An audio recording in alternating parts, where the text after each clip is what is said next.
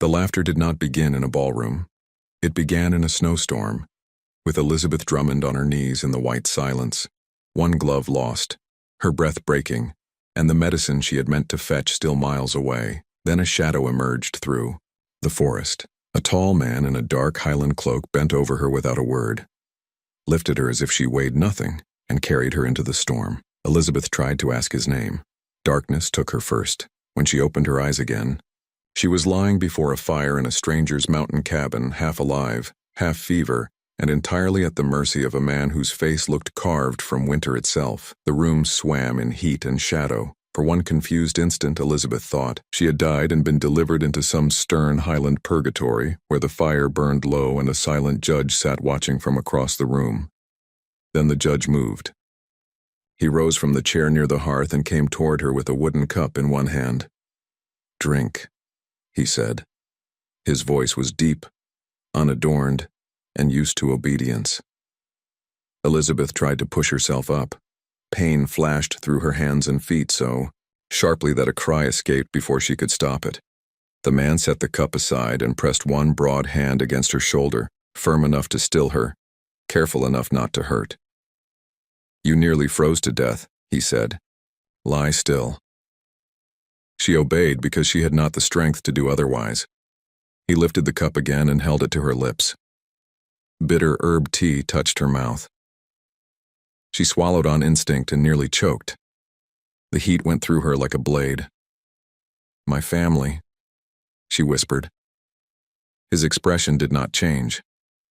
He had a hard, striking face with dark hair drawn back from his brow, a close-trimmed beard, and pale eyes that looked less like a gentleman's than a soldier's, or a laird's. There was a scar through one eyebrow, thin and old, as though even his skin had learned not to speak of pain. "The storm has closed the paths," he said. "No one can go down the mountain tonight." Panic came to her all at once. "Mother," her voice cracked, "my mother is ill. I was going for medicine. My sisters will think—" "They will think you were caught in the storm," he said. "You do not know my sisters." "No," he replied, and there was something cool in the word. "I do not." He stepped back then, as if even that much closeness displeased him. Elizabeth lay breathing too fast beneath rough Highland blankets and forced herself to look around. The cabin was plain but well kept. A hunting rifle stood above the mantel. There were books stacked on a side table, boots drying near the fire, a tartan thrown over the back of a chair.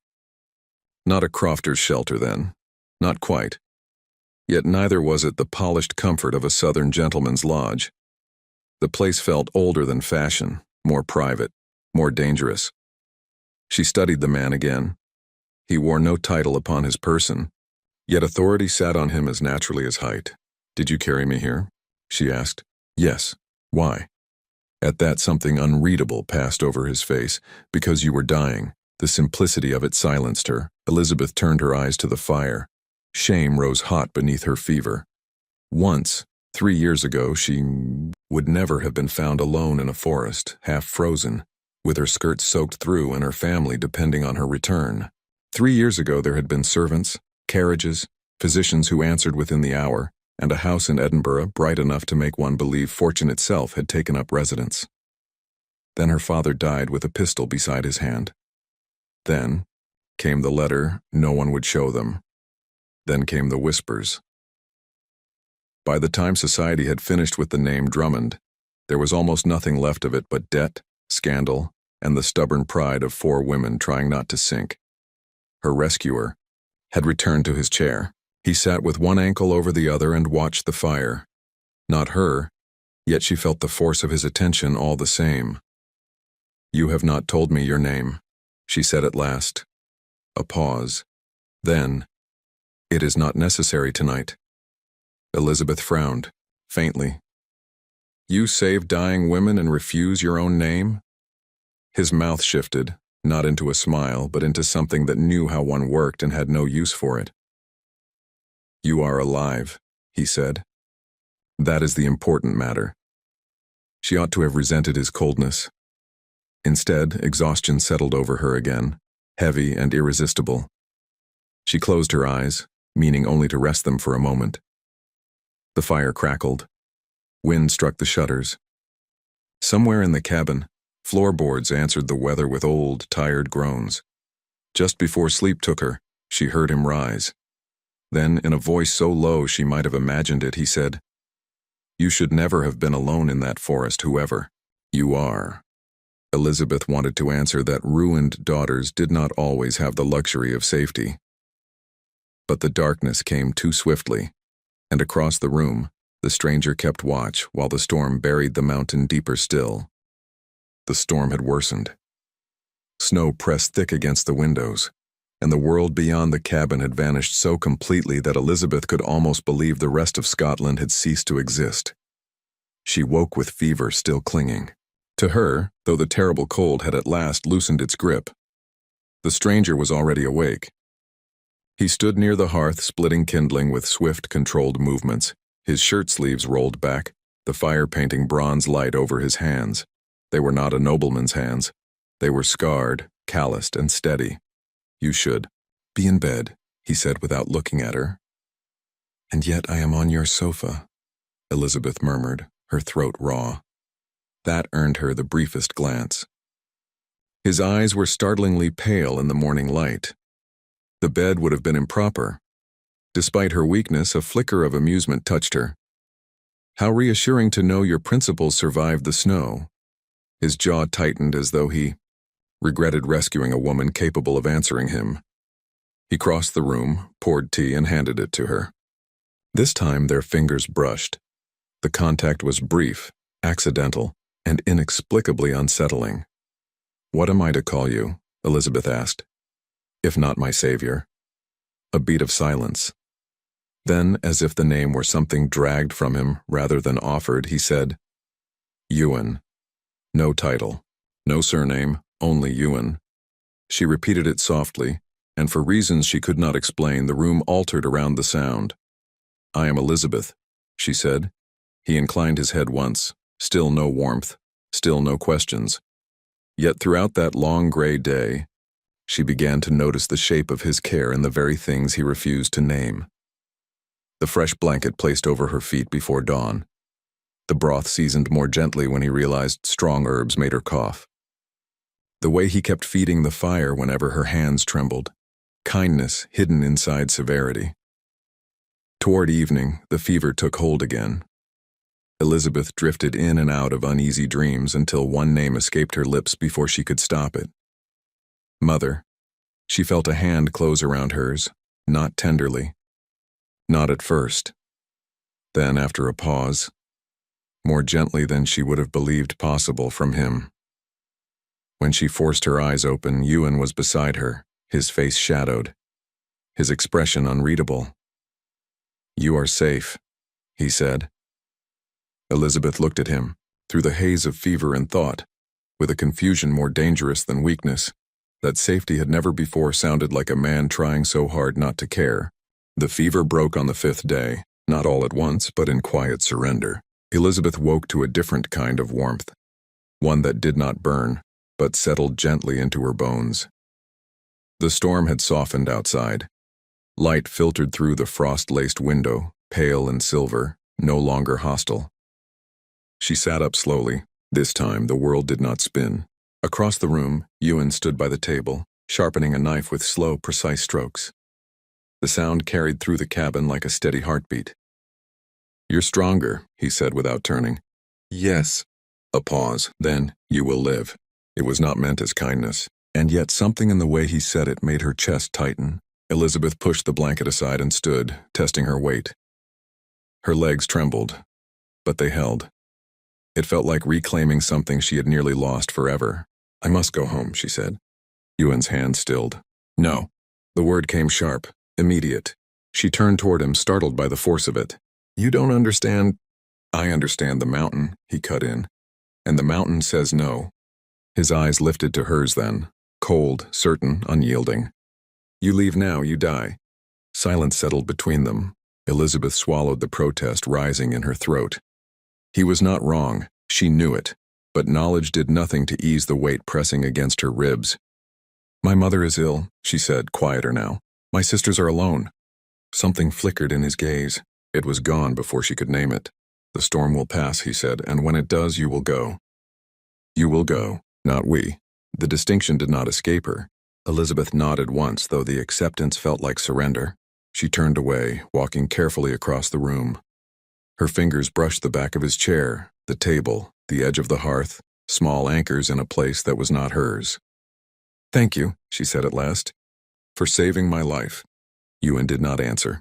For a moment she thought he would ignore it entirely. Then quietly, almost reluctantly, he said, "Anyone would have done the same." Elizabeth let out a faint breath that might have been a laugh. "No," she replied, "they wouldn't." That made him look at her again. Truly look this time. Not as a burden, not as a problem to be endured until the snow melted. As something else. His gaze lingered longer than before, searching her face as if trying to reconcile what he saw with something he had long believed. "What were you doing in the forest?" he asked. The question was simple. The answer was not. Elizabeth hesitated, then said, "I was going for medicine." "For your mother?" "Yes." "And you went alone?" "There was no one else to send." Her voice remained steady, but something beneath it, fatigue, pride, grief, shifted in a way she could not fully conceal. Ewan watched her in silence. Then he set the knife aside. "You are not what I expected," he said. Elizabeth tilted her head slightly. "You did not expect me at all." "No," he admitted, "I didn't." Another pause. Then, almost against his will, he added, "Most would have stayed, waited, accepted the risk." "And let her die?" Elizabeth asked. Their eyes met. Something passed between them then. Not agreement, not understanding, but recognition. Ewan looked away first. Later that night the wind eased further. The cabin felt smaller somehow, quieter, as if the storm had been holding something in place that now threatened to move. Elizabeth lay awake on the sofa, staring into the dying fire. "You're not asleep," she said softly. "I rarely am." His voice came from the darkness. She turned her head slightly. He sat in his chair again, half-shadowed, watching the flames. "You saved me," she said after a moment. "But you keep your distance as though I'm something dangerous." Ewan did not answer immediately. When he did, his voice was lower than before. "Some things are." Elizabeth frowned faintly. "And I am one of them?" A long silence. Then, "I don't know yet." The honesty of it startled her more than any lie could have. Elizabeth studied him in the firelight, the hard lines of his face, the tension that never fully left his shoulders. "You speak as though you are deciding what I am," she said. "I am." "And what happens when you decide?" His gaze lifted to hers. For a heartbeat, something sharp, something almost like conflict, broke through the calm surface. Then it vanished. "You leave," he said. Elizabeth turned back to the fire, though her thoughts no longer followed its glow. Outside, the storm had begun to loosen its grip. Inside, something far more dangerous had just begun. On the 7th day, everything changed with a single word. Drummond. Elizabeth had not meant to say it aloud. The name slipped from her as she stood near the hearth, steady enough now to move without thought, strong enough to forget caution for one fatal moment. "I am Elizabeth Drummond," she said, as though it were merely a fact. Silence followed. Not the quiet they had grown used to. Something heavier. Ewan did not move. For a heartbeat she thought he had not heard. Then slowly, too slowly, he turned. Elizabeth had seen his coldness before. His distance. His restraint. She had never seen this. The fire in his eyes was no longer hidden. It burned. "Say that again," he said. The words were calm. His voice was not. Elizabeth's breath caught, but she did not retreat. She had spent 3 years refusing to shrink from her own name. "Drummond," she repeated, "daughter of the Viscount of Ardmore." The moment the words settled, something in the room shifted. It was no longer a refuge. It was a battlefield. Ewan stepped forward once. Only once, but the force of it was enough to make her pulse stumble. "I should have known," he said, more to himself than to her.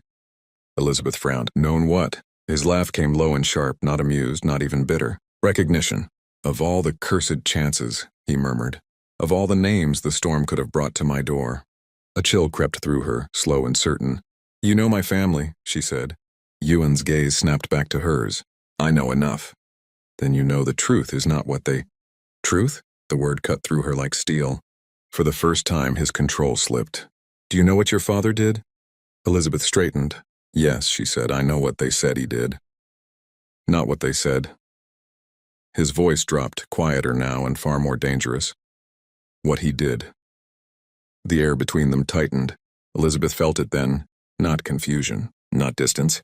hatred, real old lived in, and suddenly she understood. You believe it, she whispered. Ewan's jaw clenched. I don't believe, he said. I remember. Her heart began to pound. Remember what? For a moment he did not answer. When he did, each word felt dragged from somewhere buried and unwilling to stay buried any longer. My father died, he said, because of yours. The world seemed to tilt. Elizabeth shook her head once instinctively. No. Yes. It was an accident. That is what everyone said. And it's true. Ewan stepped closer. Close enough now that she could see the strain in his face, the control cracking beneath something far more dangerous. My father lived a year after the shot, he said. A year. Long enough to know exactly who pulled the trigger. Elizabeth's breath caught. And long enough, Ewan continued, his voice almost quiet now, to tell me it was no accident. Silence fell, heavy, crushing. Elizabeth stared at him, searching for doubt. There was none, only certainty sharpened by years. You're wrong, she said, though her voice had softened. You must be. His expression hardened further. And you are loyal, he replied, as daughters tend to be. The words struck deeper than anger would have. Elizabeth took a step back. You saved me, she said. You cared for me, and all this time. I didn't know. That stopped her. He ran a hand through his hair, turning away for a moment as though even looking at her had become difficult. I didn't know, he repeated, quieter. Not until now. Elizabeth's thoughts raced. Every moment in the cabin, the care, the silence, the strange restraint, reshaped itself in her mind. Not kindness, not indifference. Conflict. And now? She asked. Ewan did not answer immediately. When he finally turned back, his face had gone still again. Too still. Now, he said, I decide what to do with you. The words should have frightened her. They did. But something else rose beside the fear. Defiance. Elizabeth lifted her chin. I am not something to be dealt with, she said. I am not my father. No, Ewan replied. His eyes held hers. And that is the problem. She stilled. What does that mean? For a brief moment, only a moment, something uncertain flickered through him. Gone almost before it appeared. It means, he said slowly, that I should hate you. Silence. The fire cracked behind them. The wind pressed faintly against the glass. And you don't? Elizabeth asked. Ewan didn't answer. That was answer enough. The silence did not break that night. It stretched between them like a line neither dared cross. Elizabeth sat near the hearth long after the fire had burned low, her hands folded tightly in her lap, as though stillness alone could hold her together. Across the room, Ewan remained by the window, his back turned, his presence distant in a way it had never been before. Not because he was indifferent, because he was choosing distance, and somehow that hurt more. You should rest, he said at last. The words were familiar. The tone was not. Elizabeth rose slowly. And you? I will remain here. Of course he would. She nodded once, then turned away, but halfway to the sofa she stopped. You had the right to know who I was, she said quietly. I should have told you sooner. Ewan did not turn. And I should have told you who I was, he replied. Her breath caught. What do you mean? A pause. Then, Ewan McIntosh. The name settled into the room with a weight that made her chest tighten. McIntosh. She knew that name. Everyone in the Highlands did. Elizabeth turned slowly, disbelief rising too fast to be contained. The Duke of Strathmore, she whispered. He faced her then, not denying it, not softening it. Yes. The truth struck like ice through her veins. The son, the man whose father... No, Elizabeth stepped back. Every memory reshaped itself again. His command, his isolation, the quiet authority she had sensed but not understood, and the hatred. You knew, she said. Not at first, but long enough. His silence answered. Elizabeth let out a breath that trembled despite her efforts. You let me thank you, she said. You let me trust you. I saved your life. And then what? She demanded, something breaking through her composure. Stayed to see whether I deserved to live? The words landed harder than she intended. Ewan flinched, only slightly, but she saw it. No, he said low. I stayed because the storm made leaving impossible. And nothing else? She pressed. His jaw tightened. Elizabeth searched his face, desperate now for something that would make sense of everything. You cared for me, she said. You held my hand. I did what was necessary. The words cut clean, too clean. Elizabeth stepped back as though struck. For a moment, neither of them spoke. Then more quietly she said, You are lying. Ewan's eyes flickered. I don't lie. You do, she said, just not well. That stopped him. Elizabeth swallowed, forcing the truth past the ache rising in her chest. You could have left me, she continued. You could have treated me like a burden. You didn't. That doesn't change who you are. No, she said softly. But it changes who you are. The words lingered. Dangerous. Ewan turned away again, running a hand over the back of his neck as though trying to shake something loose. You think kindness erases blood? He asked. I think kindness reveals it. Silence. Heavy. Uncertain. Elizabeth felt it then. The shift neither of them could stop. Not toward forgiveness. Not yet. But away from something colder. My father was not a murderer, she said quietly. Ewan closed his eyes briefly. My father said otherwise. He was dying. Yes. And you never questioned it? That struck deeper. Ewan's voice hardened. I lived it. Elizabeth took a step closer. And I lived the aftermath, she replied. The ruin. The silence. The way the world decided what was true without ever asking us. Their eyes met. For the first time since the truth had been spoken, there was no accusation in hers. Only something far more dangerous. Understanding. Ewan felt it. And it unsettled him more than hatred ever had. You should hate me, she said. I told you, he replied, I should. And yet? He did not answer, because he could not. Elizabeth let out a slow breath, steadying herself.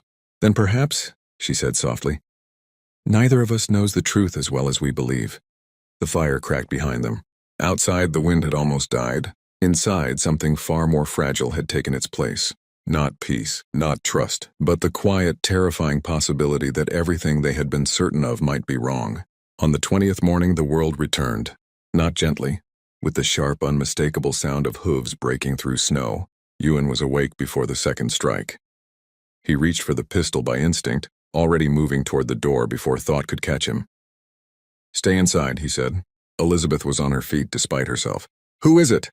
Inside, he repeated. This time she obeyed. He stepped out into the cold. The storm had weakened, but winter still held the mountain in its grip. Snow lay thick across the clearing, though the sky had begun to break in pale streaks of gray. A rider waited near the cabin. Fergus, old, broad-shouldered, wrapped in furs, his horse lathered from the climb. Your Grace, he said, dismounting. Ewan stilled. That title did not belong here. What are you doing on this mountain? He asked low. Bringing news you did not answer letters to receive. Ewan's jaw tightened. Speak. Fergus hesitated. That was enough to set something cold moving through him. It's about Glencairn, the man said at last. Ewan felt it before he heard it. A young woman went missing during the storm. They searched, but... Fergus shook his head. No body was found. Ewan said nothing. Her family has been near broken, Fergus continued more quietly. The mother is ill. The sisters, doing what they can. The village. He stopped again. Say it. They say she is either dead, Fergus said, or worse. Silence. Ewan's hands curled slowly at his sides. Worse how? Fergus looked away. That she was taken, he said. Or ran off, or... He swallowed. That no woman disappears that long without losing what cannot be returned. Ewan closed his eyes for a moment. Of course, the world had already decided her fate. And when she returns, he asked. Fergus met his gaze then. They will not welcome her kindly. The truth settled heavy. Unavoidable. Unforgiving. Ewan dismissed him with a short command, sending him to the stable behind the cabin. He stood alone in the cold long after the man had gone, staring at nothing. Then he turned back toward the door. Inside, Elizabeth stood exactly where he had left her, waiting. Her face told him she already knew. My family, she said. Ewan stepped inside and shut the door against the cold. They live, he said. Her breath broke. Relief came first, then the rest. And the village? She asked, already bracing. Ewan did not soften it. They believe you dead, he said, or ruined. The word landed like a blade. Elizabeth closed her eyes. For a moment she did not move. Then she laughed, a small sound, empty of humor. Of course they do. She turned away, pressing her hand to the table as if the ground beneath her had shifted. I was gone for weeks, she said, alone with a man. Her voice remained controlled, too controlled. They do not need truth, she continued. They never did. Ewan watched her carefully. For the first time since she had spoken her name, she looked fragile. Not weak, but exposed. My sisters, she whispered. They will carry this with me. Yes. And my mother. She lives, he said again more firmly. Elizabeth nodded. though the reassurance did little to steady her. They will look at me differently, she said. They will look at them differently. She turned then, her green eyes sharp despite the tears gathering there. And you know it. Yuan did. God, he did. He had seen it before. The way society decided a woman's worth in silence. The way rumor became truth faster than fact ever could. There may be a way, he said. The words came before he fully chose them. Elizabeth stilled. A way? She repeated. Yuan took a step forward. Everything in him resisted what he was about to say. Everything he had built for 6 years stood against it, but none of it mattered now. Marriage. The word hung between them. Elizabeth stared at him. You cannot be serious. It would end the talk, he said, or at least silence it. You think a marriage solves this? I think my name protects what yours cannot. The words were blunt, brutal, true. Elizabeth's expression shifted. Shock, disbelief, something like anger. You would marry me, she said slowly. To repair my reputation? I would marry you, he corrected, to prevent your destruction. And yours? She asked sharply. Do you think there is no cost to you? Yuan's jaw tightened. There is always a cost. Silence followed. Heavy, uncertain. Elizabeth looked at him as though trying to understand the man standing before her. You hate my family, she said. I did. Did? The single word struck harder than it should have. Yuan exhaled slowly. I don't know what I feel anymore, he admitted. The honesty of it unsettled them both. You ask me to marry you, Elizabeth said, her voice quieter now, when you are not even certain you do not hate me. I ask you to survive, he replied. Their eyes held. The fire crackled behind them. Outside, the storm was finally breaking. Inside, something far more dangerous had just begun. Elizabeth stepped back. I need time, she said. Yuan nodded once. You have it. But they both knew time was no longer something they truly possessed. The thaw began the next morning. Elizabeth woke to the sound of water dripping from the eaves. A soft, steady rhythm that felt almost foreign after weeks of silence and storm. When she stepped to the window, the world had changed. The white had begun to break. Dark earth showed through in uneven patches. Pine branches lifted, shedding their burden, and above it all the sky, no longer iron gray, held the faintest promise of blue. They could leave. She should have felt relief. Instead, her chest tightened. Behind her, Yuan moved quietly, already dressed, already prepared for departure. He did not speak of the night before, of the proposal, of the choice now standing between them like a door neither dared open. In 2 days, he said as though discussing whether alone, the path will be passable. Elizabeth nodded. 2 days. 2 days before everything ended, or began. They did not speak of marriage again, not directly, yet it lived in every glance, every silence that lingered too long, every moment where their hands almost brushed and did not. Elizabeth found herself watching him more than she should. The way he moved through the cabin with quiet certainty. The way he always checked the fire before she woke. The way he never once crossed the invisible boundary she had set. Never assumed. Never demanded. Not even now, especially not now, and that frightened her more than his anger ever had. On the final night she could not sleep. The fire had burned low. The cabin lay in shadow.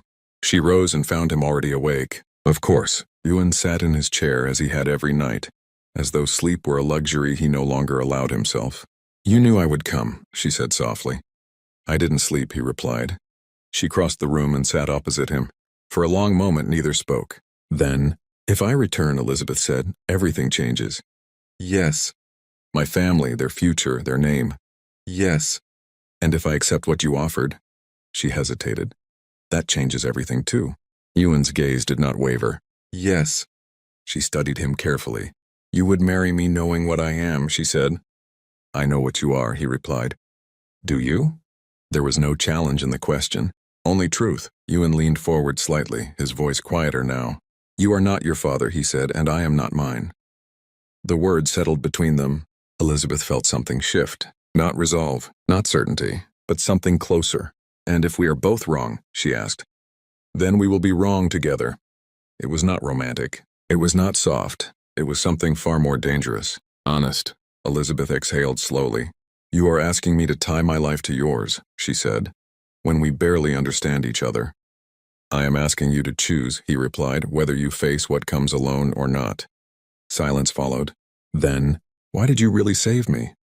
The question lingered in the air. Ewan did not answer at once.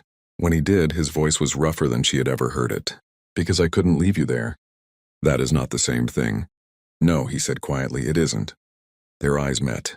For a moment, everything else, the past, the names, the hatred, fell away. There was only the space between them, and what neither of them yet understood. Ewan stood slowly. He stepped closer, stopped, as though even now he refused to take what was not freely given. Elizabeth's breath caught. He lifted his hand, hesitated, then very gently touched her cheek. The contact was brief, careful, as if he expected her to pull away. She didn't. The world seemed to narrow to that single point of warmth. Then he stepped back. You should sleep, he said, his voice controlled once more. Tomorrow. Everything waited in that word. They rode down the mountain at first light. The path was treacherous but clear enough to follow. Snow broke beneath the horses' hooves, melting into slush as the sun climbed higher. Elizabeth did not look back at the cabin. She knew if she did, she might not leave. Beside her, Ewan rode in silence. The distance between them felt wider now. Not because they were strangers again, because they were not. Glen Curran came into view by midday, and with it, the stares, the whispers, the judgment already written in every face. Elizabeth felt it before they even reached the square. The shift in air, the quiet that fell too quickly, the way people turned to look and did not look away. She's alive. And with him, a month. The words didn't need to be finished. They reached her anyway. Elizabeth's spine straightened. Her hands tightened on the reins. She would not break. Not here, not in front of them. But beside her, something in Ewan changed. She felt it without looking. The stillness, the decision, and then he spoke, loud enough for the square. For anyone who has something to say, Ewan said, his voice cutting clean through the murmurs. Say it now. Silence. No one moved. No one answered. Because they knew who he was. Because his name carried weight hers no longer did. Ewan turned slightly in the saddle. His gaze swept the gathered faces. Miss Drummond, he said, formal now, deliberate, is under my protection. A murmur rippled through the crowd, and will soon be my wife. The world stopped. Elizabeth's breath caught. She turned toward him. He did not look at her. Not yet. He looked at them. At the people who had already decided her fate. No one here will speak her name with disrespect again, he said. It was not a request. It was a decree. Only then did he turn to her. And for the first time since the mountain, there was no distance in his gaze. Only truth. Elizabeth felt the weight of it. The choice. The risk. The unknown future waiting on the other side. Slowly, she lifted her chin and did not pull away.